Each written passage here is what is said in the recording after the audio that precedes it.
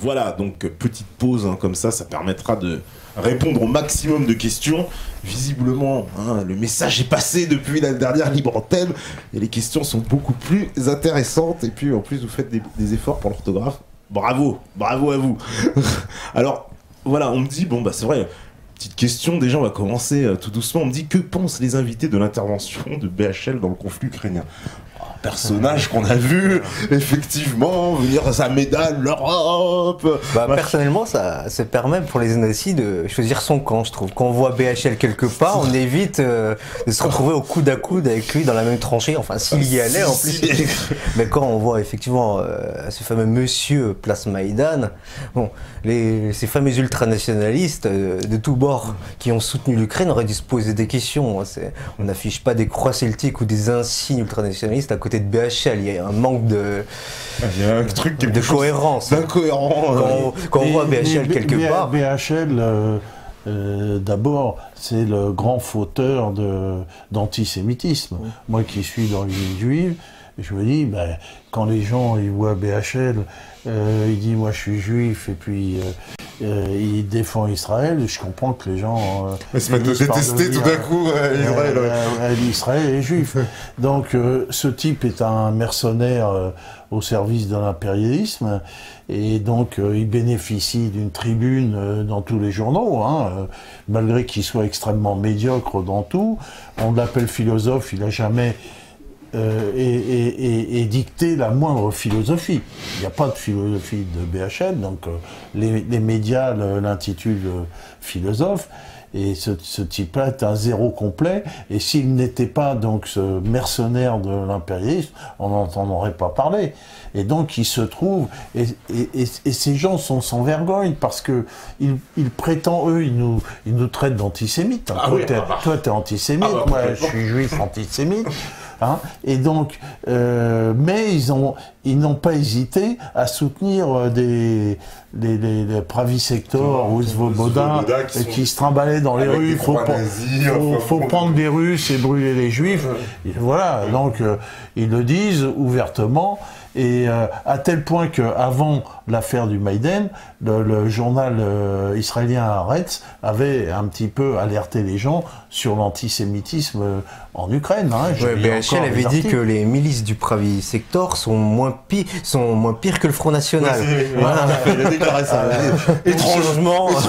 C'est n'importe quoi. Et le pire, c'est qu'il se trouve des journalistes pour donner du crédit à cet individu qui est, faut dire, c'est une raclure, quoi. C'est n'importe quoi. C'est n'importe quoi. D'accord, voilà, les choses sont claires là, sur ce que on pense de BHL ici. Alors, on me dit, suite au bombardement sur l'Est, le gouvernement ukrainien a-t-il les moyens de reconstruire écoles, hôpitaux, etc. Absolument pas, s'il n'y a pas un financement occidental et donc des investissements occidentaux, ce qui leur permet de prendre le contrôle du pays. Ils n'ont pas les moyens actuels de reconstruire les caissons vides, c'est ça Oui, les caissons vides, ça se voit. Pour moi, ils vont dépendre absolument des moyens étrangers, de fonds étrangers, hein, pour pouvoir reconstruire le pays. Oui, mais s'ils comptaient beaucoup, visiblement, sur un prêt de l'Union européenne. Voilà. Et en plus, toutes les terres du Donbass sont vendues à Monsanto déjà, donc ça va être très très difficile. Ah d'accord, on a passé des deals déjà avec Monsanto. Non, c'était déjà vendu avant que le conflit commence. Hein. C'est pour ça aussi ils veulent absolument récupérer ces terres. D'accord, voilà. Ça c'est extrêmement riche. Hein. L'Ukraine était le grenier de l'Europe et de l'Union soviétique. Oui. Des terres très fertiles. Même les Allemands avaient pris la terre du Donbass, une terre très fertile, pour l'importer en Allemagne. C'est un fait prouvé aussi. D'accord, pendant la Seconde Guerre mondiale. Pendant la Seconde Guerre mondiale, oui. Des trains entiers de terre du Donbass partaient. Oui, parce que là, effectivement, l'Ukraine. Originalement, c'est le grenier, c'est là que pousse. C'est là qu'on fait tout pousser avec une terre noire, visiblement. C'est surtout l'ouest de l'Ukraine. Hein. L'est est surtout industriel. D'accord. Et l'ouest et le centre. Mais même dans les terres industrielles, on voit d'immenses. L'Ukraine, c'est plat d'immenses champs de blé et tout ça. Donc finalement, même l'est industriel est une terre fertile. Hein. Je comprends qu'il l'ait acheté. Hein.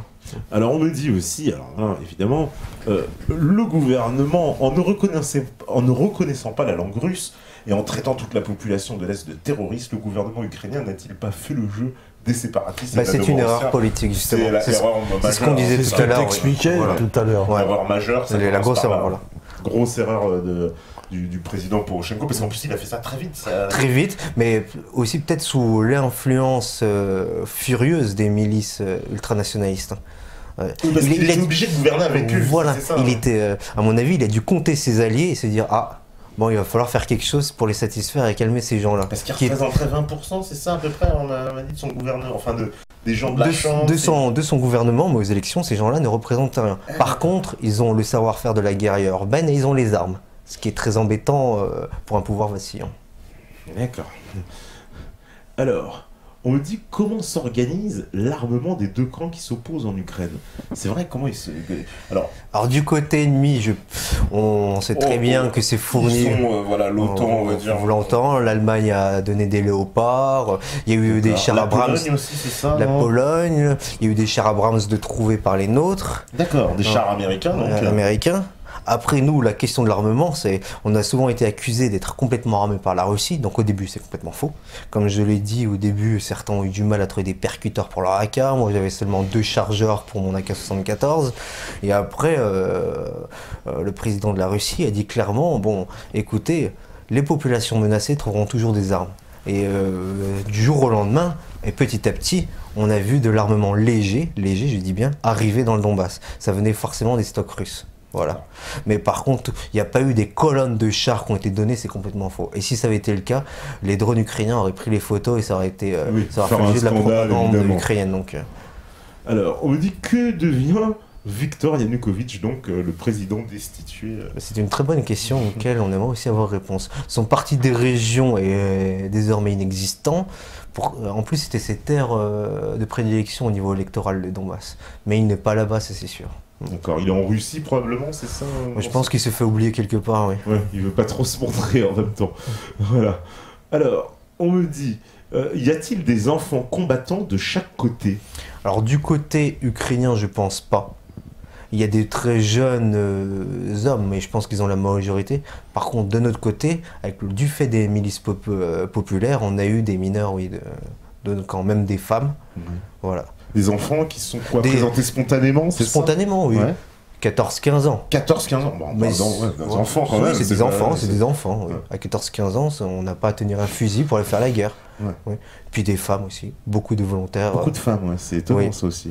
Non, les femmes sont souvent snipers dans les armées. Parce que c'est un fait physique, les femmes sont beaucoup plus calmes que nous, donc pour le tir de précision, c'est bien évidemment beaucoup mieux, beaucoup plus patientes que nous, donc attendre des longues heures une cible, oui, effectivement, elles sont plus douées que nous là-dessus. C'est un fait reconnu. Ouais. En plus, elles ont cette tradition, au sein de cette ex-tradition soviétique, d'avoir formé des femmes snipers durant la Grande Guerre patriotique. Il y avait des régiments de femmes snipers. Ouais. Ça, c'est un fait historique. Et donc cette tradition, elle s'est perpétrée voilà, jusqu'à cette... J'ai connu une femme commandant d'une escouade de Cosaques, elle était sniper. Elle a participé à la bataille de Debaltsevo.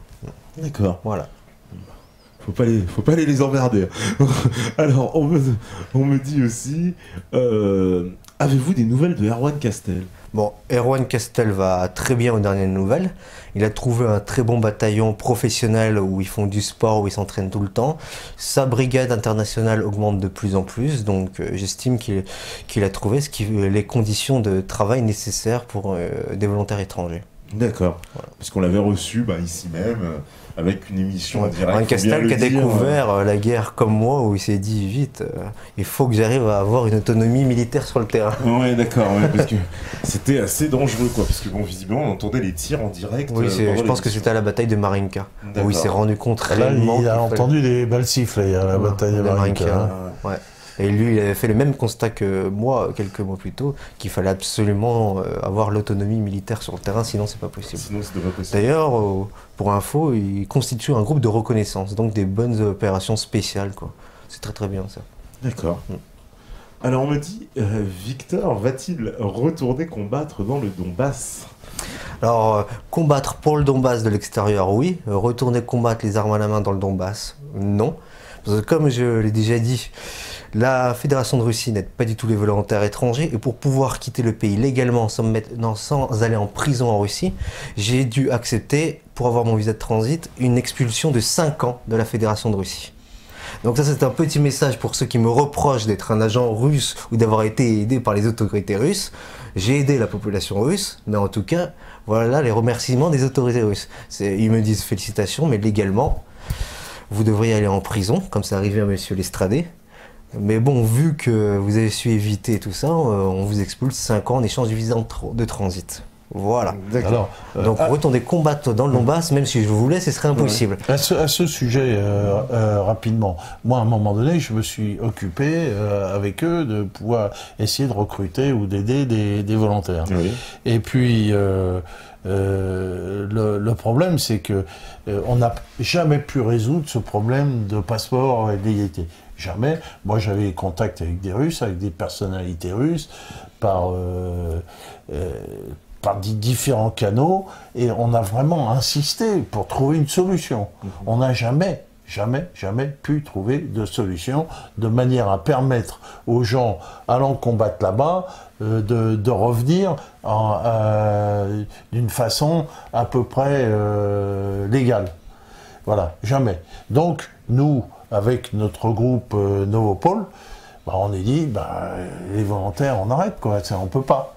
On ne peut pas le faire. Ceci dit, pour terminer sur cette question, et c'est arrivé un tout petit peu trop tard pour moi, la République populaire de Donetsk, du fait de la présence des volontaires étrangers et du fait aussi que les autorités russes ont commencé à avertir les autorités de Donetsk qu'ils en avaient marre de mes passages illégaux et des autres, ils ont dit écoutez, il faut vraiment faire quelque chose. Donc a été créé le Voyny Billet, ce qui veut dire le billet de guerre, pour tout volontaire. Donc ça nécessite une visite médicale, une incorporation au sein de l'armée de la DNR et non pas des milices politiques, et un engagement de je ne sais plus combien de temps. Suite à cet engagement, le volontaire étranger aura le droit de réclamer 5 ans d'asile politique à la Fédération de Russie. Il a 5 ans pour apprendre le russe et obtenir la nationalité russe s'il parle russe. Voilà, ça a été mis en accord parce que les volontaires étrangers, et je l'ai fait, on n'hésitait pas à violer la frontière russe pour aller chercher soit de l'équipement ou des volontaires. Donc au bout d'un moment, les autorités de Rostov en ont eu marre, ils ont averti les autorités compétentes de Donetsk et ont mis ce système en place. Parce qu'on a quand même Guillaume Lestrade qui a fait 4 mois de prison. Ah oui, en Russie. Ah oui. Pour passage illégal de frontière. Pour passage illégal, il a fait 4 mois de prison. Moi, j'ai essayé d'intervenir un peu partout, j'ai insisté, j'ai fait marcher tous mes réseaux là-bas. Ça a été très très difficile de le faire sortir. Voilà, il est sorti il n'y a pas longtemps de prison.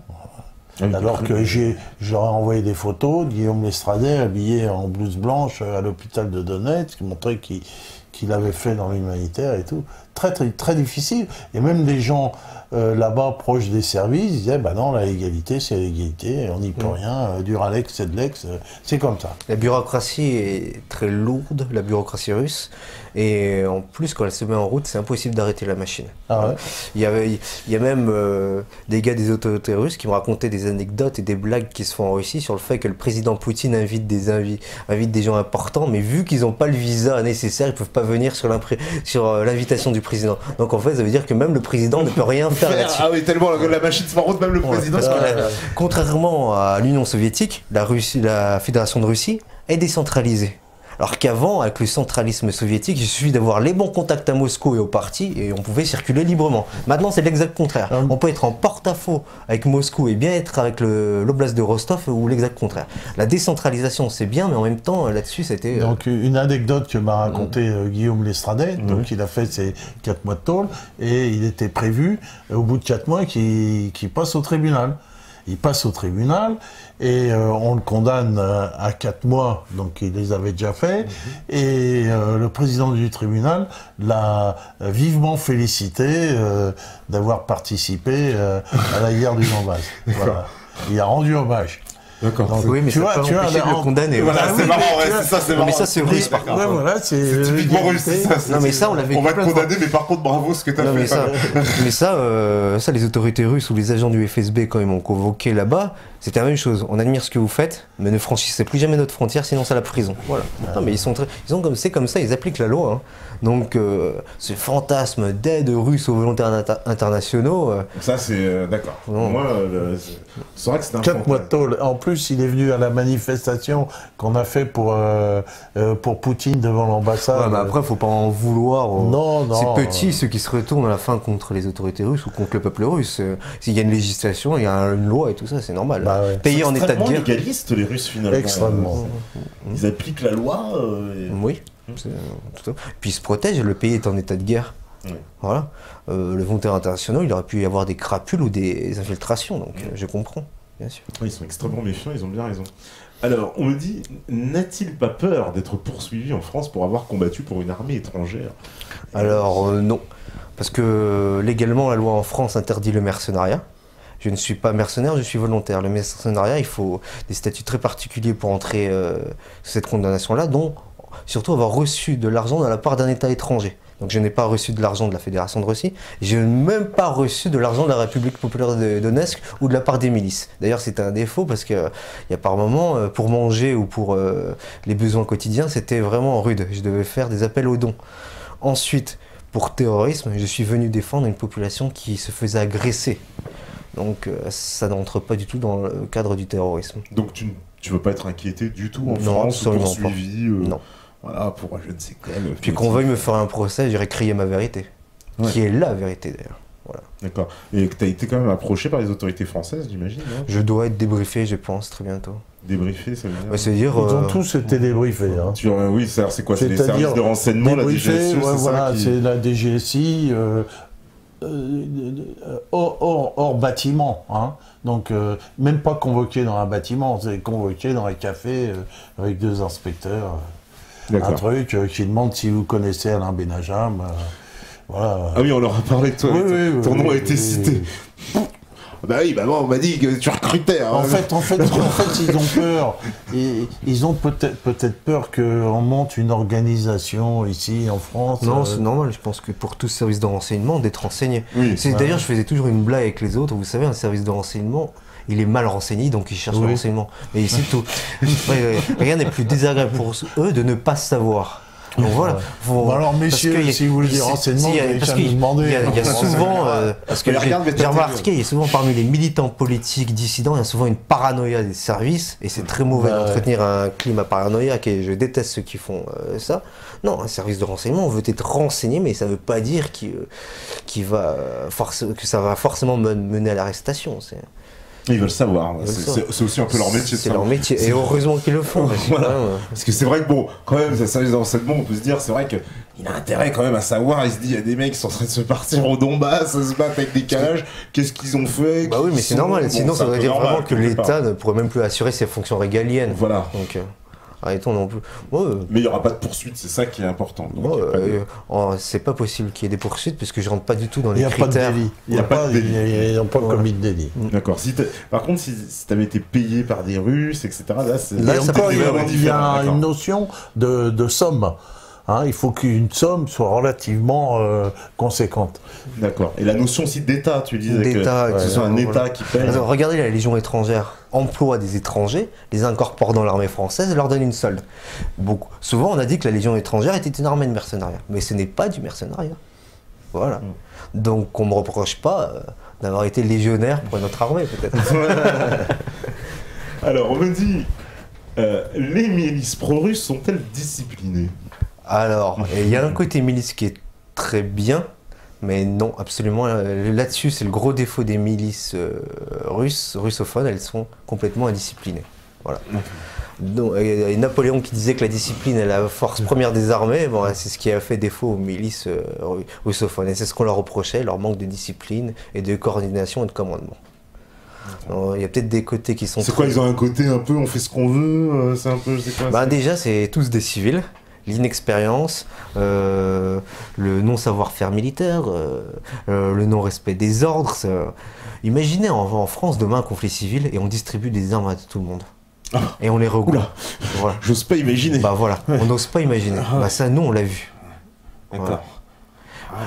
La discipline, c'est très très important. Très important. Surtout avec des gens en armes. Là, surtout toi qui as une formation militaire, tu sais que c'est fondamental. Ouais, voilà.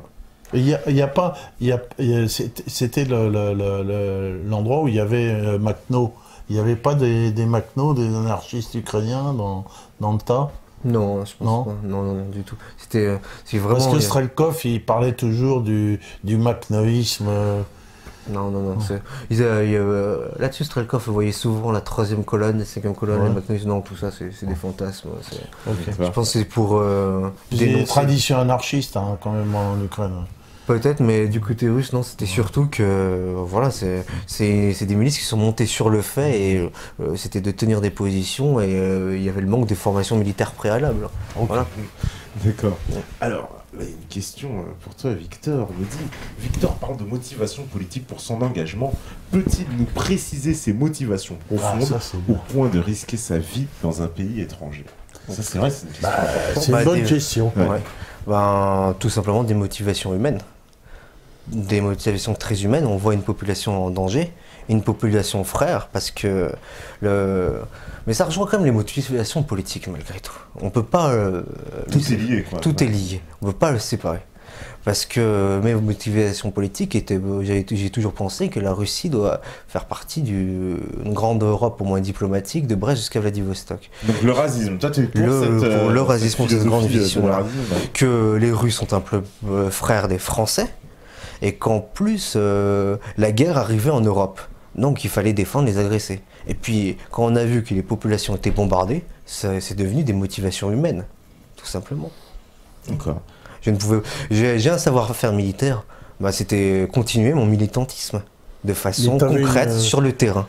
D'une motivation anti-impérialiste, parce que tu en as déjà parlé. Dans Oui, tes bien sûr. Mais informations. ça, c'est vraiment très politique, l'anti-impérialisme. Bah, après, mais des motivations profondes, Et comme un toi- engagement humain. Mhm. Après, je suis pas en recherche d'aventure et tout ça, parce que j'ai déjà vécu l'aventure avec l'armée française, j'ai déjà eu des barreaux à droite à gauche. Donc là, c'était vraiment des motivations très profondes, très politiques, très humaines. D'accord, parce que comme a dit, a souligné, c'est vrai, c'est au point de risquer sa vie, parce Oui, que t'arrives dans mais quelque me chose battre pour la d'inconnu. justice. Mhm. Pour la justice. Donc des motivations humaines. D'accord. T'as eu peur déjà à un moment aussi là-bas, où il y a eu vraiment des moments justement très dangereux, très... Il y a eu des moments très dangereux sous les bombardements. Il y a eu des moments où, oui, la peur était présente, bien sûr, mais ça prend à se vaincre. Puis il y a eu des moments où oui, on était dans les lignes ennemies avec Renault à coordonner des tirs d'artillerie sur une colline et l'ennemi était juste 6 mètres en bas. Voilà. On a été pris sous les bombardements, sous les tirs d'AGS, des Faut lance-grenades. quand même être accroché, quoi. On s'habitue à tout. Ouais, L'être humain a un potentiel d'adaptation incroyable. On t'apprend à gérer ça dans l'armée d'ailleurs Bah, c'est pour ça qu'une formation militaire doit durer 6 mois et qu'on estime qu'un Français, qu'un soldat professionnel est totalement prêt au combat qu'au bout de 2 ans réellement. C'est-à-dire au moins avec une opération extérieure plus l'expérience du combat. Là, il est vraiment soldat professionnel. Voilà. Ce qui a amené peut-être pas mal de pertes de notre côté, le fait qu'il n'y avait pas de professionnels. Voilà. Parce que le mental, ça joue énormément, j'imagine, c'est essentiel. Oui, puis c'est beaucoup de patience, c'est beaucoup de choses, et puis le feu devient tout d'un coup, c'est très violent. Des fois, c'est des jours et des jours et des semaines d'attente pour après 5 minutes d'action, ça se passe très mal. Puis des fois, c'est des jours et des jours de bombardement, et puis après, 2 mois, plus rien du tout. C'est très psychologique. Mais finalement, ce qui est le plus dur, c'est de revenir à la civilisation occidentale, d'avoir quitté le front et de se retrouver à prendre son ticket de métro et tout ça, et se dire waouh, c'est complètement différent. C'est 2 mondes, on est sur la même planète, mais c'est 2 mondes différents. Ouais, bah écoute, ça c'est quelque chose qu'on a souvent du mal à imaginer. Alors, on me dit bonsoir, monsieur Lenta. Avez-vous pensé contacter certains médias mainstream comme BFM, France 24 pour évoquer et expliquer votre combat idéologique et physique? Ben en fait, quand je suis arrivé à Donetsk, c'est eux qui m'ont contacté. Comme maintenant, au retour là maintenant, et j'ai pas pensé à le faire pour mon retour, mais quand je suis arrivé là-bas dans le Donbass, c'est immédiatement eux, TF1, France 2, France 24 qui sont venus à moi. Parce que ça les intéressait, les volontaires français dans le Donbass, ils comprenaient pas du Vous tout. comprenez pas, ouais. Et puis en plus, ils voulaient nous Qu'est-ce taxer qu'ils des font mercenaires à Poutine, donc il leur fallait au moins nos tronches. Ouais, au moins. D'accord, et t'as accepté des interviews, des entrevues? Oui, C'est parce vrai que quand un média, même quand c'est un média du système, nous donne la parole, il faut la prendre, Faut la j'estime. prendre. J'estime que même s'il tronque une partie de mon discours, je pourrais toujours y répondre. D'accord. C'est très important. Les dissidents du système ont tellement peu accès à ces médias qu'il faut prendre la parole quand ils les donnent. C'est ma vision des choses en tout cas. Ok, bon, écoute. Alors, on me dit, y avait-il des Tchétchènes? Bon, bah ça, tu as déjà répondu. Si l'armée russe entre dans le conflit en Ukraine, est-ce que les USA ou leurs alliés occidentaux interviendraient? Pas directement, certainement. Ça donnerait un prétexte, mais je vois mal les armées occidentales essayer un affrontement frontal avec l'armée russe. Ouais. Parce qu'on a vu un peu, ce qu'on peut appeler des rodomontades un peu entre quand ils font défiler leurs chars en Lituanie, on a vu en Allemagne, en Pologne, etc. Vraiment en Roumanie. Voilà, c'était quoi? C'est un peu, on monte les gros bras, un peu comme des boxeurs. Peut-être que les armées polonaises, géorgiennes, aidées par les Américains, interviendraient. Il faut dire l'armée française, non, on n'en a pas les moyens, je pense. Les généraux français ne veulent pas se frotter à l'armée russe. Ce serait très dur pour l'OTAN de... pas y aller, enfin, là on l'a vu. Si l'armée russe elle ne veut pas y aller, elle n'ira pas, donc la question ne se pose pas. Même si la question ne se pose pas, même si elle intervenait, non. Oui, voilà, lui, il pose l'éventualité, imaginons que les Russes interviennent, il se dit, est-ce que l'OTAN interviendrait directement?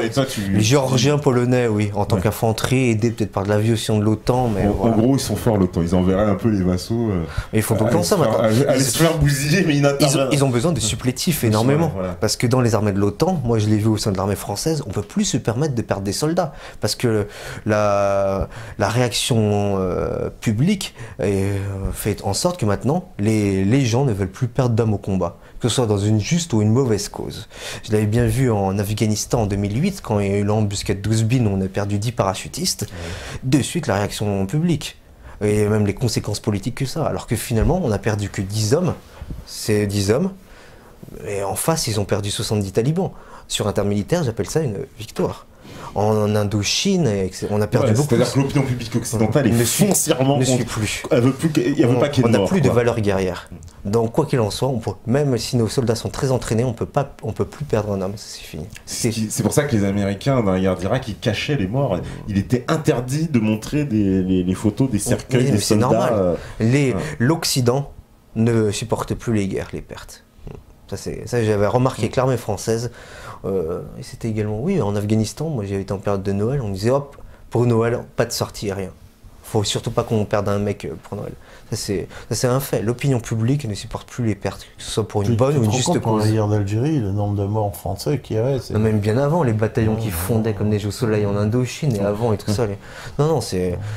Là, vraiment, les gens ne supportent plus les pertes au combat du sang français. D'accord. Ouais. C'est pas plus mal peut-être. Alors, on entend beaucoup dire que l'inflation est rude dans l'ouest de l'Ukraine, mais qu'en est-il pour le Donbass? La population arrive-t-elle à subvenir à ses besoins? Le million de civils qui ont fui la région sont-ils rentrés? Alors, pour le Donbass, la population, déjà là, autonome, ils ont tous de très bonnes maisons. Ils ont tous un jardin avec un puits, donc tout ce qui est au niveau nourriture, ils sont autonomes. Ensuite, quand il leur faut de l'argent, il y a la solidarité de la population russe qui se fait.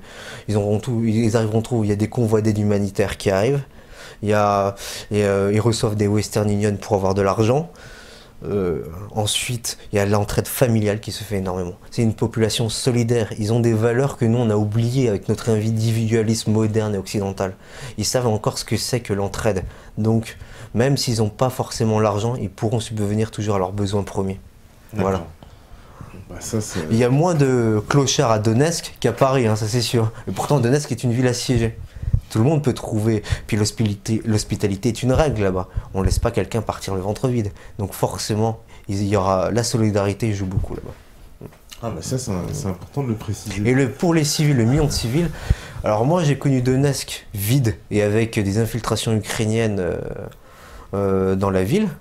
Et maintenant, la population commence à revenir, oui, petit à petit. Ça... Oui, parce que les gens avaient déserté la ville à cause des bombardements ukrainiens. Et puis maintenant, ils reviennent. Ils reviennent. Donc, parce qu'on a vu des images assez horribles de pilonnage, et puis on voyait que voilà, des hôpitaux détruits, des écoles, etc., des corps partout. Enfin, c'était assez horrible les images qu'on a reçues de Donetsk. Ouais. Non, maintenant, là, quand j'avais débarqué, oui, Donetsk c'était une ville fantôme. On pouvait même circuler à plus de 100 km/h en voiture dans la ville parce qu'il le fallait en plus, on pouvait être victime de tirs ennemis, de tirs d'armes légères. Maintenant c'est impossible. La population circule dans Donetsk, les bars sont ouverts, les restaurants sont ouverts, les magasins se réinstallent, il y a le marché et tout ça. Voilà. Et c'est achalandé Deux. Les marchés, les magasins. Il y a de l'approvisionnement qui arrive régulièrement. Oui. D'accord. Alors, on me dit aussi, que faire pour motiver d'autres jeunes Français à aider nos frères ukrainiens? Burkina Faso, ok. En montrant la vérité sur ce conflit, tout simplement. Pour inciter les gens à aider le Donbass, il faut leur montrer la réalité de cette guerre, leur montrer qui est vraiment l'agresseur, ouvrir les consciences. C'était aussi une opération de communication, le fait d'aller là-bas et de montrer au monde entier, regardez, je suis volontaire, regardez qui est agressé, qui est l'agresseur, ce qui se passe réellement. C'est le but de tout volontaire, de toute façon, ou de chaque personne, d'être lui-même un média de l'information. Et voilà, c'est ce qu'on fait là. C'est ce qu'on fait en plus ici. Alors, on me dit, elle fait la propagande d'État, elle émet ce qu'elle veut comme news, elle ne met pas en antenne ce que les Russes font dans leur pays. Ah, par contre, je ne sais pas de qui il parle. S'il parle des chaînes russes, il faudrait qu'il précise un peu, on n'a pas compris la question. Dans les médias libres, voilà une question un peu, on va dire, un peu plus piquante. Dans les médias libres, nous reprochons beaucoup de choses à Obama, l'UE, l'OTAN, Israël, etc. Mais que pouvons-nous reprocher à Poutine sur le dossier ukrainien ou d'autres dossiers? Alors sur le dossier ukrainien, comme on l'a déjà évoqué tout à l'heure, certains vont reprocher sa non-intervention militaire. Mais on l'a déjà expliqué. Ouais. Sur d'autres dossiers, certains ont parlé de sa réaction en Tchétchénie, de sa réaction violente qu'il aurait eue pendant les guerres de Tchétchénie. Tout à fait. Bon, déjà, il faut savoir que Vladimir Poutine a dû restructurer complètement son armée. Et que au moment des guerres de Tchétchénie, ils n'étaient pas prêts du tout pour l'intervention de Tchétchénie. Donc il y a eu énormément de pertes de l'un et de l'autre. En plus, le conflit tchétchène était violent parce qu'il y avait des milices islamistes financées par on sait très bien qui étaient en face. Donc il y a eu ça qu'on n'avait pas compris à l'époque. C'est avec le recul aujourd'hui qu'on peut voir ça. Maintenant, les Tchétchènes sous Kadyrov, ce n'est pas qu'un simple chef de clan. Il a quand même eu l'adhésion du peuple tchétchène pour arrêter les combats et dire on se rend sur les fédérations russes, même si on avait eu des velléités d'indépendance, quand on a vu qui réclamait réellement l'indépendance. De toute façon, ils voulaient un califat, ces milices islamistes, pour pouvoir à nouveau installer peut-être une puissance étrangère. Et un califat, c'est le contraire d'une nation. Voilà. L'idéologie du califat, c'est nie totalement la nation. Oui, parce que ces milices, justement, qui sont battues contre l'armée russe, visiblement stipendiés par l'Arabie Saoudite. Il n'y avait pas beaucoup de Tchétchènes. Oui, voilà. Bon, il y a eu des Tchétchènes réellement. Il y a eu un retournement de l'opinion publique à un moment. Voilà, donné, parce qu'il y a eu vraiment des Tchétchènes qui ont affronté l'armée russe et tout ça. Je crois que le clan Kadyrov au début était contre les Russes. Voilà. Mais quand ils ont vu comment étaient gangrénés leurs camps et les massacres qui étaient faits l'un et de l'autre, ils ont pris la meilleure décision qu'il y avait pour protéger leur peuple. Et ils ont agi en tant que chef des peuples. Et maintenant, on voit très bien que Grozny se porte à merveille, que l'armée tchétchène est autonome et que le leader tient le pays. D'accord. Donc ça parce que et qu'il est le premier rempart contre le terrorisme en plus. Voilà, parce qu'il soit un terroriste étatique ou. C'est une pierre qu'on a jetée dans le jardin de la Russie quand même cette affaire de Tchétchénie, qui a eu des conséquences assez dramatiques. Puis dans le Caucase aussi, que l'affaire de Beslan, on se souvient de la prise d'otages terrible aussi dans cette école. Et puis après il y a eu l'affaire du théâtre aussi à Moscou. Ça c'est vrai que pour une vision occidentale, on voit des réactions de la part du pouvoir politique très brutes, tout ça, très violentes. Mais quand on se remet dans le contexte de l'époque où la Russie menaçait de partout, qui sortent de l'ère Helsinki, qu'il faut recadrer les oligarques, qu'il faut restructurer tout l'État russe, et en plus il y a des terroristes qui agissent pour des mains étrangères, la réaction ne pouvait être que violente et montrer au monde entier qu'il ne fallait pas jouer avec les autorités russes. Avec la Syrie aujourd'hui, avec ce qui se passe là-bas, on commence les choses se dévoilent. On voit qui est qui. On savait que l'Arabie Saoudite finançait les Wahhabites, les milices. Les milices, bien sûr. Les milices et on subodrait, maintenant on le sait. Maintenant on sait que l'Arabie Saoudite finançait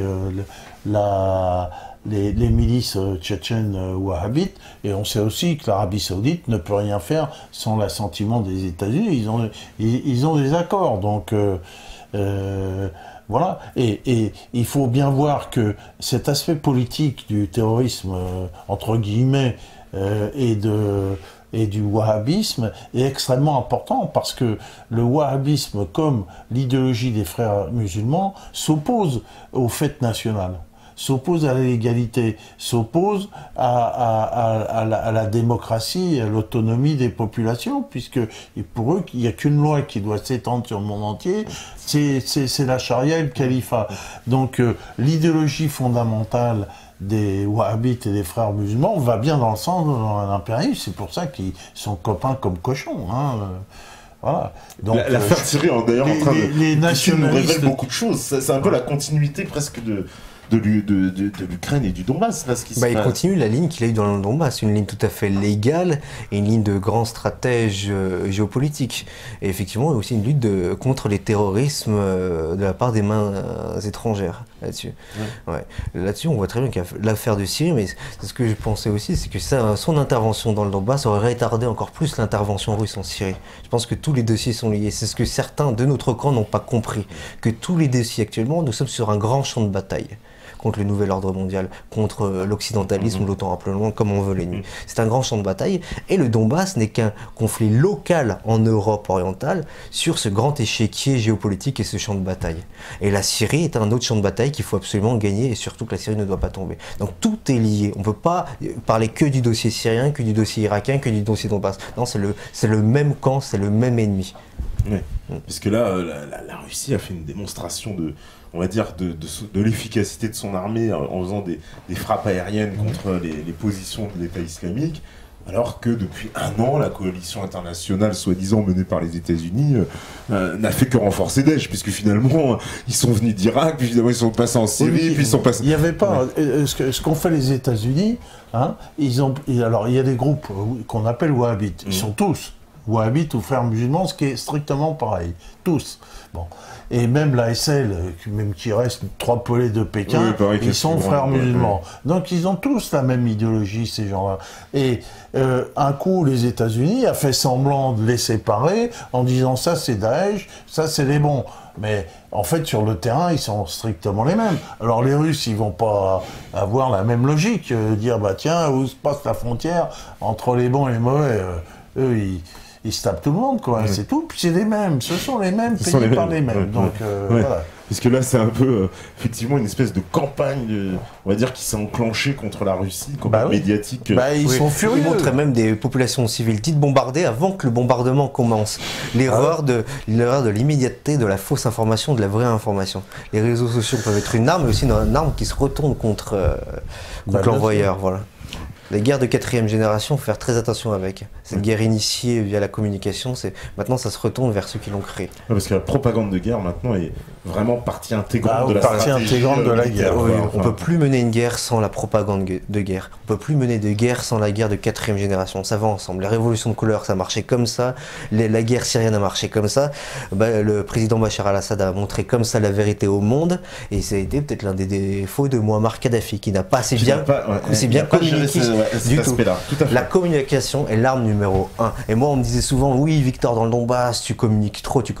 Non, c'est l'arme numéro 1, la communication. Ça, faut bien le comprendre. C'est l'arme qu'a utilisé l'ennemi et il est temps qu'on sache s'en servir. D'accord. Alors, on me dit aussi, les volontaires... Alors voilà, les volontaires étrangers obéissent-ils aux mêmes règles militaires que les milices pro-russes? Oui, nous sommes soumis à un règlement, oui. Et encore plus maintenant qu'avant. Puisque maintenant, ils essaient de structurer tous en armée de la DNR, donc c'est soumis au règlement militaire de l'armée de la DNR. D'accord. Voilà. Donc, comme ça, on a unifié un peu... oui, et puis c'est très bien. C'est très bien, Oui, très très bien comme ça. D'accord. Alors, après les combats acharnés entre frères, pensez-vous que la fédéralisation de l'Ukraine est-elle encore possible? Ne se dirige-t-on pas plutôt vers une séparation? Je pense que la fédéralisation, c'est un avis personnel, est un premier pas vers la séparation finalement. Voilà. Donc ce sera un peu, on va dire, le mal nécessaire un peu pour faire la paix. J'ai envie de dire, on commence par faire la paix en se disant on va se fédéraliser entre nous. En pensant, mais la Russie un jour, on va se séparer comme un couple qui divorcera en 2 étapes un peu. Mais la Russie est pour la fédéralisation. La Russie est pour la fédéralisation. La Russie est d'un poids extrêmement important aux accords de Minsk, c'est la Russie. Or la Russie est pour l'intégrité de l'Ukraine dans une Ukraine fédérale. D'accord. Alors, bon, évidemment, la question sur les autorités françaises, elle a déjà été posée, on y a répondu. Alors, on me dit, quel avenir envisagez-vous pour cette partie du monde? Est-ce que c'est vrai que, voilà, tu y es revenu, t'es plutôt quoi? T'es plutôt optimiste, quand même, au fond? ce qui s'est, voilà, ce que le bilan, on va dire, que t'en tires. Oui, bilan tout à fait optimiste. Ouais. Bon, déjà personnellement une très grande expérience, et en plus pour cette partie du monde, ben ça a révélé de quoi était capable de faire un peuple qui défendait son identité face à une agression du nouvel ordre mondial. J'ai vu un peuple reprendre sa liberté, l'arracher, les armes à la main. Donc je suis tout à fait optimiste. Ils ont redonné une lueur d'espoir à tous les combattants qui combattent ce nouvel ordre mondial. Ils ont été pareil, ils ont montré autant de courage que leurs frères syriens, irakiens, yéménites, faut pas les oublier, libyens. Libyens. Et voilà. Libyens, ouais. Donc le Ils sont en Donbass, train de reprendre le dessus en ce moment d'ailleurs. le Donbass a fait preuve de ce même courage. En Europe en plus, ils l'ont fait. Ils ont montré qu'on pouvait faire face à ces armées-là et les vaincre. Espérons que nous, en France, on le fera un jour. Ouais. Qui sait? Ah bah, on compte peut-être sur toi, ton expérience. Un jour, on va te demander de revenir ici.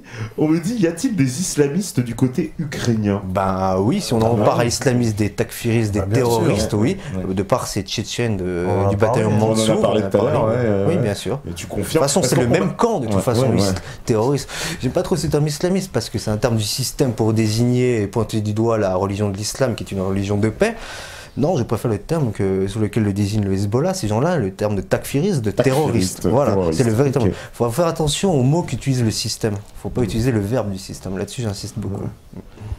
Alors, on me dit, que pense la population du Donbass des volontaires étrangers qui viennent combattre avec des milices pro-russes? Eh bien, la population nous a toujours réservé un très bon accueil.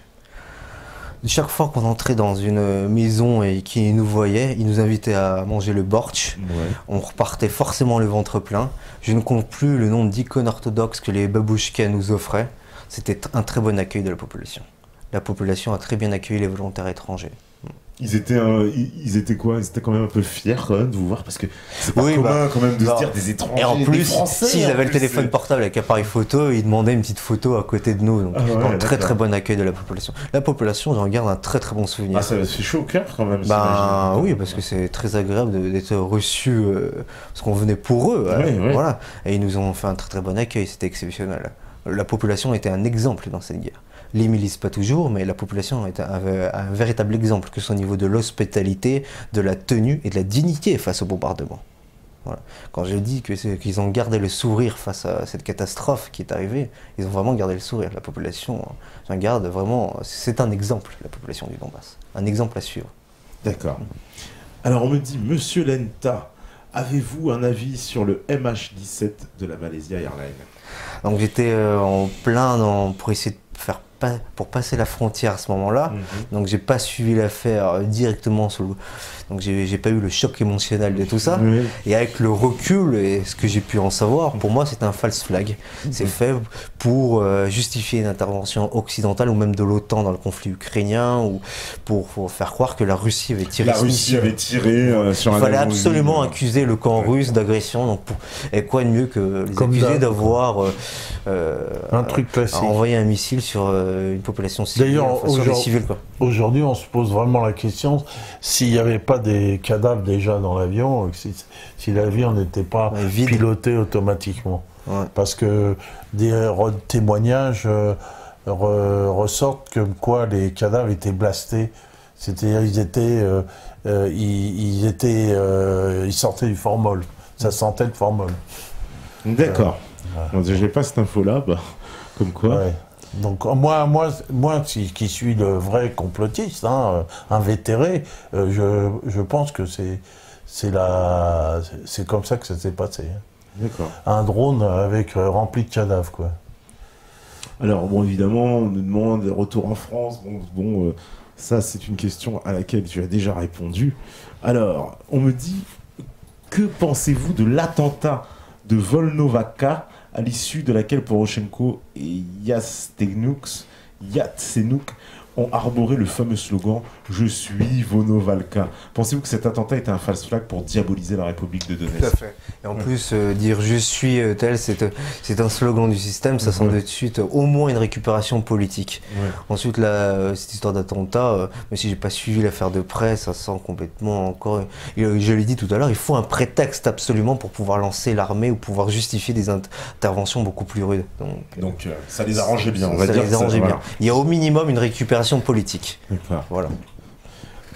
On me dit, connaissez-vous, alors là, c'est imprononçable, Zido Banderovest, qui signifie juif bandériste. Ne trouvez-vous pas contradictoire pour des juifs de se réclamer de Stéphane Bandera? Ou est-ce encore un esprit de synthèse, comme celui qui fait cohabiter la statue de la Vierge et de Lénine? C'est effectivement complètement contradictoire. Ouais. Surtout quand on connaît l'idéologie bandériste. Mais le camp ennemi, le camp d'en face, c'est un camp de la contradiction. De la contradiction, ouais. voilà. Parce que toi aussi, tu nous avais parlé d'oligarques juifs, Oui, il y a qui Kolomoïski. finançaient même Pravi Secteur. Mais Kolomoïski. qui est un des fondateurs du Parlement juif européen, qui a une triple nationalité ukrainienne, israélienne et suisse. Il ne cache pas ses sentiments sionistes en tant que juif, et lui, il finance Pravi Sector. Et il finance le bataillon Azov, le bataillon Dniepr 1, le bataillon Dniepr 2. Il a financé tous les bataillons politiques d'obédience nazie. Nazi et antisémite. Voilà. D'accord. C'est là Donc on n'est plus à une contradiction près, quoi. Non, le Non, sionisme est antisémite fondamentalement, de toute façon. Voilà. Bon, tu vas te faire plein d'amis encore. Alors, voilà, on me dit... question pour Victor. As-tu eu des problèmes avec les autorités françaises? Ça, on en a déjà parlé. On me dit... voilà. Quel statut possédez-vous en France à présent? Êtes-vous considéré comme mercenaire? Absolument pas. Absolument pas. Je suis un homme libre. je suis un homme libre. Voilà. Citoyen. Aucun problème. Aucun statut. T'es plus militaire, hein, c'est ça? Je suis plus militaire depuis 2012. C'est pas réserviste ou quelque chose comme ça? Dans les faits, il y a peut-être un truc qui stipule que je suis réserviste, mais... On peut te rappeler un jour et te dire non? Sûrement, mais j'irai pas si c'est pour une guerre de l'OTAN. Voilà, si on te dit qu'il faut aller bombarder l'Irak. Non, merci. D'accord. Alors... sachant que l'Ukraine est économiquement ruinée et endettée auprès du FMI et de ses acolytes européens, une future cure d'austérité risque d'être imposée au peuple. Le gouvernement de Kiev n'est-il pas pris au piège? Mais il est complètement pris au piège depuis le début. La situation économique est catastrophique. Il a besoin d'une victoire militaire pour se maintenir au pouvoir. Il n'arrive pas à obtenir cette victoire militaire. Les ultranationalistes le poussent à une intervention. Et il n'a rien qui la justifie. Côté économique, il n'y a plus rien. Apparemment, c'est la débandade totale. Il n'y a plus de gaz russe. Parce que les Russes ont dit c'est terminé. Le pouvoir est très chancelant, très vacillant. En plus, tu m'expliquais qu'ils avaient essayé de se tourner vers d'autres pays, mais... Oui, vers l'Afrique du Sud. Ils ont dit pas confiance. Non, parce que vous êtes des mauvais payeurs. Donc, l'Ukraine est un pays surendetté. Donc... Et on est en train de construire visiblement aussi un mur à la frontière ukraino-russe. Je sais pas si c'est vrai ça, parce que c'est l'Union Européenne qui doit financer. Mais il voulait faire plusieurs un mur, milliards de dollars, tout ça en plus, qui coûtait une fortune. Il voulait faire un mur. Il voulait faire un mur à la frontière. C'est de la gesticulation. D'accord, ils ont pas... En fait, l'Ukraine est dans une situation quand même catastrophique pour ce qui est du gouvernement ukrainien, là, c'est chancelant. On a l'impression qu'il est sur un siège éjectable et que ça peut sauter à n'importe quel moment. Ça peut sauter à n'importe quel moment, oui. Et peut-être qu'il y aura... espérons que le peuple ukrainien fera sa véritable révolution et qu'il ne sera pas récupéré par l'Occident. C'est peut-être ce qui peut arriver de mieux à l'Ukraine. D'accord. C'est ce que je leur souhaite. Qu'ils redeviennent souverains, que le peuple reprenne le pouvoir, clairement. Alors, voilà une petite question justement qui dérange bien. On me dit, pensez-vous que le racisme est un impérialisme? Non. Alors on a souvent décrit le racisme... Le racisme est-il un impérialisme? Le racisme est comme étant un impérialisme russe. Non. Oui. Moi je dis ça parce que je connais pas bien le racisme, je vais pas te mentir, mais j'ai quand même vu des vidéos de Dugin qui parle qui dit voilà, en gros, nous les Russes, on va créer cette Europe de Vladivostok à Brest, et puis on a besoin des technologies, ne nous privons pas, envahissons l'Europe occidentale et prenons tout d'un coup. L'Europe occidentale décadente, il parle. Mais après, le racisme, c'est toujours vu comme un partenariat avec les différents peuples. Il n'a jamais eu de volonté impérialiste d'asservir les peuples. Voilà. C'est toujours en partenariat. Et d'ailleurs, Poutine fait le racisme économique avec le Kazakhstan, avec l'Arménie. Et c'est toujours une volonté. Il y a un problème de mots, excusez-moi, il y a un problème de mots. L'impérialisme, c'est un mot qui a été inventé par Lénine dans un livre célèbre, c'est l'impérialisme suprême du capitalisme. ce qu'on appelle l'impérialisme, pour moi, c'est le stade suprême du capitalisme, c'est-à-dire que l'impérialisme, pour l'instant, il n'est que anglo-saxon. C'est quelque chose qui est prédateur. Avec l'impérialisme, on amène des entreprises, on amène Microsoft, on amène Chevron, etc. Donc, l'impérialisme a une signification bien particulière et elle ne peut pas être rapportée à autre chose que à ce fameux sas suprême du capitalisme. L'impérialisme, par exemple, sa concrétisation, c'est quoi? C'est de prendre, mettre la main sur un pays, mettre la main sur son système bancaire et endetter les gens, parce que on sait que aujourd'hui le capitalisme ne fonctionne plus que comme ça, que par l'endettement et le paiement permanent, si tu veux, d'intérêt d'une dette. Voilà, c'est ça l'impérialisme. Donc, il n'y a pas de projet impérialiste, même chez Dugin. Même si Dugin, il pète un peu les câbles, quoi. Mais Poutine n'est pas duginiste. Hein. D'accord. Pas au niveau idéologique, au niveau économique un peu plus quand même. Hein? Au niveau économique, il est pour l'Eurasie au niveau économique. Il fait l'Eurasie économique, mais pas politique. On peut être pour l'Eurasie, pour un assemblage de nations autonomes et de développer le continent, notamment par des voies de communication rapides qui vont de Paris à Shanghai. Et tout ça, oui. Ah, bah voilà. On me dit, alors effectivement, une question, comment rejoindre le front du Donbass? Par la voie légale, donc avec un visa pour la Russie, et après franchir la frontière. Un visa à 2 entrées, hein, surtout. 2 entrées, voilà, mais maintenant... À 2 entrées, parce qu'il faut... Non, parce que maintenant, il y a le système, comme je l'ai expliqué tout à l'heure, de Voyni Billet. Voilà. Parce que le visa à 2 entrées, vous l'aurez jamais de toute façon. Il faut déjà être allé plusieurs fois en Russie et il est très dur à obtenir. C'est trop cher et vous l'aurez jamais. Donc, un visa d'1 mois, si possible, assez long. Vous franchissez la frontière au niveau vers Rostov-sur-le-Don pour aller à Donetsk et vous vous incorporez dans l'armée. Et après, Voyni Billet et asile politique qui permet aussi de sortir. Voilà. D'accord. Très simple. Désormais. Vous pouvez toujours vous adresser à Victor. Alors, allez, une dernière question puisqu'on arrive à la fin. Monsieur Lenta, avez-vous été décoré pour votre engagement dans le Donbass? Bon, il est fâché avec l'orthographe, c'est pas grave. Absolument pas reçu aucune médaille. Aucune médaille. Tu n'as pas été voir Strelkov il y a un moment où moi j'ai été voir Strelkov au mois de décembre, c'était pour lui réclamer des uniformes d'hiver. Mais après j'ai refusé d'aller le voir pour toucher une médaille que j'estimais ne pas mériter, même si j'ai fait... les derniers temps j'ai fait des très bonnes missions de combat, mais je suis pas un chercheur de médailles. L'armée française me doit aussi des décorations militaires, la valeur militaire, je suis pas allé la chercher, je l'aurais peut-être probablement jamais. Mais mon expérience me suffit et c'est la plus belle des récompenses. D'accord. Bah écoute, merci beaucoup d'être venu ici. Merci aussi à vous. C'était vraiment une interview hautement intéressante. Les Donbass, on n'a pas. Il n'y a pas des interviews comme ça à France 2. Il nous regarde. Il regarde Beta TV justement. C'est comme ça qu'ils s'informent aussi pour avoir des infos sur le Donbass, parce qu'évidemment sur le Donbass, on a plutôt, alors Benajam, bonjour. Le méchant Poutine et les méchants Russes, etc.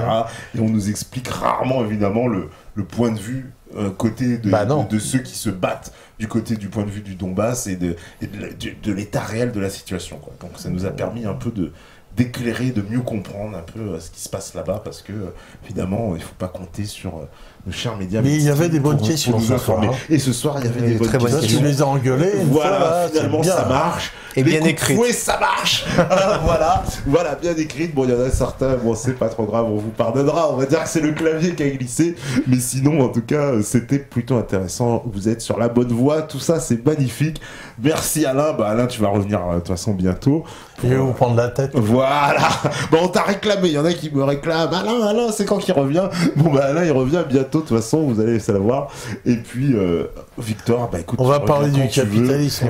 Et merci à toi d'être venu pour cette émission. Et oui, on parlera du capitalisme. Et franchement, c'était un grand plaisir, quoi. Merci. Et bien, merci à vous aussi. Merci à la régie, évidemment. Et merci à tous les métanautes. Merci à tous les modérateurs connectés. Nous, on se rejoint lundi. Et vous savez que j'ai qu'une chose à dire. Si vous écoutez ce message ce soir, c'est que vous êtes la résistance. Ciao, ciao tout le monde.